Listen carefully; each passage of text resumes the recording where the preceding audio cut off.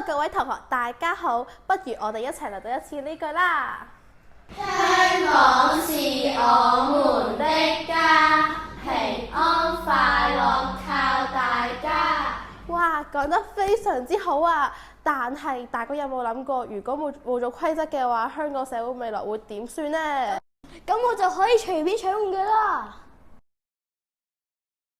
唔得，咁樣就會鬧交噶啦，大家都唔開心啦。